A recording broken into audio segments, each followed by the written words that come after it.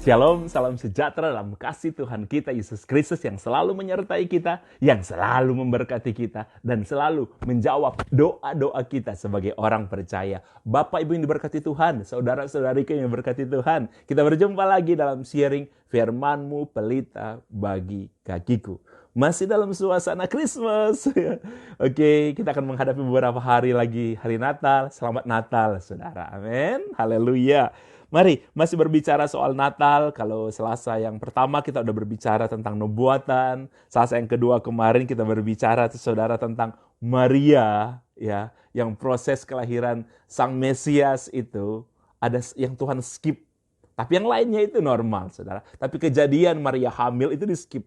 Tapi proses kelahiran Yesus itu normal. Saudara bisa ikuti Selasa yang kemarin. Nah, yang ketiga ini saudara masih tentang Maria. Mari kita baca selanjutnya dalam Lukas pasal yang pertama. Sekali lagi, Lukas pasal yang pertama, ayat 37 sampai ayat yang ke-38. Lukas pasal pertama, ayat 37 sampai 38. Malaikat berkata begini kepada Maria, ayat 37. Sebab bagi Tuhan tidak ada yang mustahil. Ayat 38, kata Maria, sesungguhnya aku ini adalah hamba Tuhan. Jadilah padaku menurut perkataanmu itu. Lalu malaikat itu meninggalkan dia. Saudara, saya untuk kesekian kali saya ingin mengatakan kepada saudara bahwa manusia pertama di dunia ini yang tahu kapan Mesias akan dilahirkan, itu bukan seorang nabi, bukanlah seorang raja, bukanlah seorang yang hebat, tapi seorang wanita yang bersederhana yang bernama Maria. Dia pertama kali yang tahu, saudara, ketika malaikat berkata, kamu akan hamil, tapi Maria berkata, bagaimana mungkin? Saya ini belum bersuami. Makanya malaikat bilang begini, bagi Tuhan tidak ada yang mustahil. Bagi Maria mustahil, tapi bagi Tuhan tidak ada yang mustahil.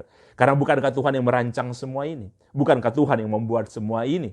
Jadi saudara, kalau bagi saya mustahil, bagi saudara mungkin mustahil, tapi saudara harus ingat kalau saudara punya Yesus, bagi Tuhan tidak ada yang mustahil. Jadi bagi manusia tanpa pertemuan pria dan wanita, ya, sel pria dan sel wanita tidak mungkin akan ada kehamilan. Tetapi bagi Tuhan tidak ada yang mustahil.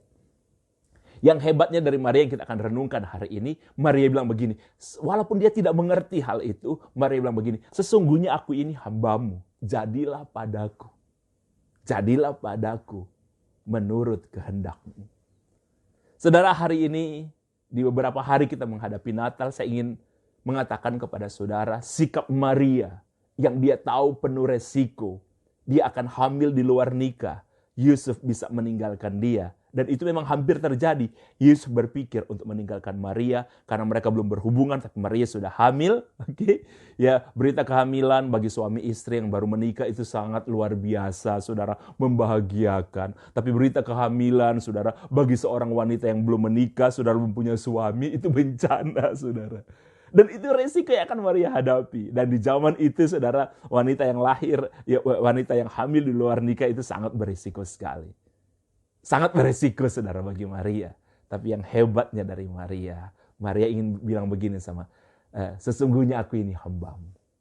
Dia tidak mengerti, tapi dia percaya. Ya, Maria tidak mengerti dan Maria tahu resikonya. Saudara, sebagai orang percaya, kadang-kadang sangat beresiko kita percaya kepada firman Tuhan.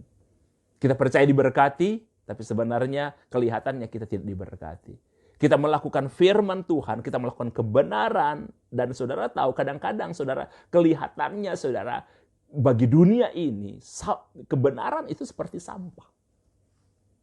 Dan banyak orang saudara yang takut melakukan kebenaran karena takut nggak diterima orang. Tapi Maria saudara, ketika dia tahu ini rencana Tuhan, sekalipun sangat beresiko dan Maria tidak mengerti. Kita akhirnya kan tahu bagaimana akhirnya Yesus, anak yang dilahirkan Maria itu luar biasa. Tapi Maria tidak mengerti, tapi dia percaya. Saya ingin menantang saudara, di tengah-tengah situasi seperti ini dan kita akan menghadapi tahun 2021. Apapun yang terjadi dengan kehidupan saudara, beranikah saudara berkata kepada Tuhan, apapun yang sedang terjadi, sesungguhnya aku ini hambamu, jadilah padaku seturut kehendakmu. Percayakah saudara kepada firman Tuhan, apapun yang terjadi? Percayakah saudara kepada kebenaran? Sekalipun kadang-kadang kebenaran itu akan merugikan saudara.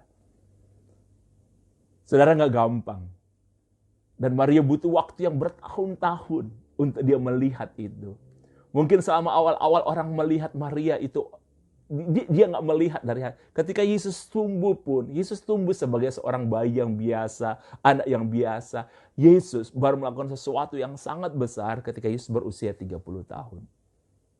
Maria baru melihat betapa luar biasanya. Selama bertahun-tahun dia mungkin kadang-kadang menanggung rasa yang orang mungkin berpikir, dia lahir di luar nikah. Makanya saudara, orang-orang juga di Nazaret, saudara sempat menolak Yesus. Di kampung Yesus dilahirkan, saudara mereka sempat menolak Yesus. Karena mungkin mereka tahu siapa Yesus. Tapi saudara tahu apa yang Maria percaya. Ketika Yesus berusia 30 tahun, dia lihat saudara, Yesus menyembuhkan orang sakit. Oke, Yesus menyembuhkan orang buta, orang lumpuh, berjalan, dan banyak hal. Yesus kerjakan. Makanya orang-orang kan sempat bilang begini, berbahagialah wanita yang melahirkan engkau. Dan itu Maria. Walaupun pada awalnya Maria tidak mengerti, tapi perkataan Maria ini, itu patut kita contoh di peringatan Natal kita tahun ini. Sesungguhnya aku ini hambamu. Maria bisa tolak? Bisa. Maria bisa tolak. Karena itu berbahaya bagi dia dan hal yang tidak dia mengerti. Tapi Maria bisa bilang begini, sesungguhnya aku ini hambamu. Kadang-kadang bertahun-tahun kita berdoa. Berapa lama saudara berdoa dan saudara belum menerima jawabannya? Berapa lama saudara begitu percaya Tuhan akan tolong saudara dan ternyata Tuhan belum menolong saudara? Apakah saudara akan bertahan di situasi ini? Apakah saudara akan tetap percaya bahwa Tuhan akan menolong saudara? Tuhan tidak akan meninggalkan saudara? Kadang-kadang saudara ketika situasi panik, situasi tak menentu saudara, kita diambang berbahaya, karir kita, kehidupan kita. Kadang-kadang saudara kita goyah dengan kepercayaan kita kepada Tuhan. Ya, kadang-kadang saudara kita begini, kapan Tuhan? Berapa lama kadang-kadang saudara berdoa, saudara percaya, dan apa yang saudara doakan itu belum terjadi. Tapi saya ingin mengajak, di hari kita akan menghadapi Natal beberapa hari lagi. Mari kita ambil contoh peristiwa Natal. Seorang wanita yang pertama kali tahu kelahiran Sang Mesias. Sekalipun dia tidak mengerti. Dan dia harus mempersiapkan mental dirinya untuk saudara lahir di luar nikah.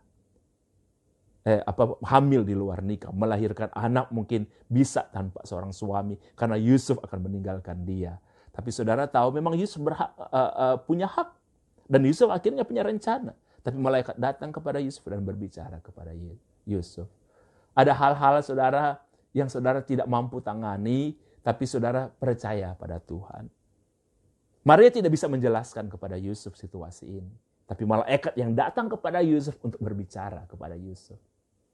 Sekali lagi, malaikat yang datang kepada Yusuf untuk berbicara kepada Yusuf. Saudara yang diberkati Tuhan, saya mau kasih satu kesaksian kepada saudara. Saudara, ada salah satu dari anak binaan kami, boleh katakan anak sel kami, saudara.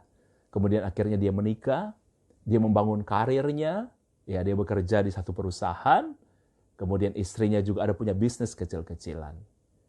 Tapi saudara tahu, karena dia orang yang menilai segala sesuatu itu dari kebenaran firman Tuhan. Ada yang masih bisa ditoleransi, tapi dia kalau soal kebenaran, dia nggak mau bertoleransi. Nah, di perusahaan di mana dia bekerja, saudara, dan kita tahu di dunia ini, saudara, kita nggak steril, ada hal-hal yang kadang-kadang kita harus bertoleransi. Oke, memang ada hal-hal yang kita bisa bertoleransi. Oke, ya. Tetapi saudara, kalau sudah menyangkut kebenaran itu hanya ada ya atau tidak. Kebenaran itu hanya ada hitam dan putih. Itu kita berbicara kebenaran. Nah, ketika dia bekerja, saudara, dia naik, dia orang yang sangat-sangat bekerja yang sangat-sangat keras. Dia punya prinsip itu, bekerja dengan sangat keras. Dia bekerja dengan sangat baik. Tetapi saudara, ketika jabatannya mulai naik, dia tahu akan ada banyak kompromi, toleransi. Dan satu kali saudara, dia harus berkompromi, dia harus bertoleransi dengan sesuatu yang udah menyangkut kebenaran. Yang udah menyangkut prinsip iman. Dan itu hitam putih. Kalau kebenaran itu hitam putih, kebenaran tidak ada, saudara. Kebenaran itu tidak ada abu-abu, unda. Kalau prinsip-prinsip hal-hal yang lain, saudara, itu ada yang abu-abu. Tapi kalau kebenaran, tidak ada yang abu-abu. Nah, satu kali, saudara, dia memang bisa. Dia naik, jabatannya naik. Tetapi, saudara, ada hal yang harus dia toleransi. Dan dia tahu itu salah. Dia berbicara kepada saya, dia bilang, apa yang harus saya lakukan, Kak? Saya bilang, kamu tahu jawabannya. Dia cuma bilang, Kak, aku butuh dukungan dari kakak. Saya bilang, ya, kalau kamu harus memilih antara kebenaran dan tidak benar, pilihlah kebenaran. Karena firman Tuhan katakan bahwa kebenaran itu akan memerdekakan kamu. Jadi ketidakbenaran itu akan menjajah kamu. Sekali lagi saya bilang sama anak itu, kebenaran itu akan memerdekakan kamu. Itu kata firman Tuhan. Tapi saya ingin tambahkan sama kamu, berarti kalau kamu tidak melakukan kebenaran, di luar kebenaran, itu akan memenjarakan kamu, akan menjajah kamu. Dan kebanyakan orang kayak gitu. Anda menyingkirkan kebenaran demi karir, Anda menyingkirkan kebenaran demi kepentingan, saudara, itu akan menjajah kamu, akan menjajah kita, dan akan merusak kita.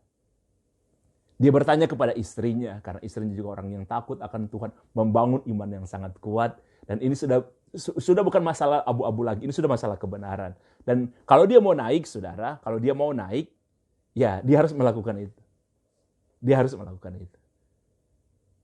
Akhirnya, saudara, berat bagi dia, karena memang istrinya punya usaha, tetapi saudara, seluruh kebutuhan keluarga mereka,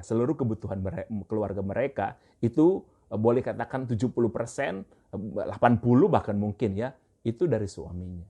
Sisanya itu istrinya, saudara. Istrinya ada bisnis kecil-kecilan. Jadi begini, mereka akan kehilangan 80% pendapatan mereka untuk mengcover seluruh kebutuhan keluarga.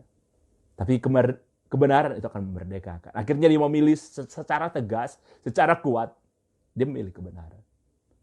Sangat berat dia keluar dari pekerjaan itu, saudara. Orang-orang termasuk atasannya dia mengatakan kamu goblok, bodoh. Bahkan atasannya sampai begini, kamu keluar, pegang apa yang saya katakan. Kamu miskin nanti. Hancur kamu. Nggak punya apa-apa nanti. Saudara, dia sempat terpengaruh, dia sempat goyah juga karena kebutuhan keluarga dan lain sebagainya. Tapi sekali lagi, saudara, kebenaran itu akan memerdekakan. Dan istrinya sepakat, dia bicara dengan anak-anak, kami juga yang teman-temannya dia, bekas teman-teman komunitasnya juga, yang dulu saudara sama-sama dalam pemberitaan, kami berdoa buat dia. Saya bilang begini, minta hikmat daripada Tuhan. Kamu melakukan kebenaran itu akan bantu kamu untuk naik.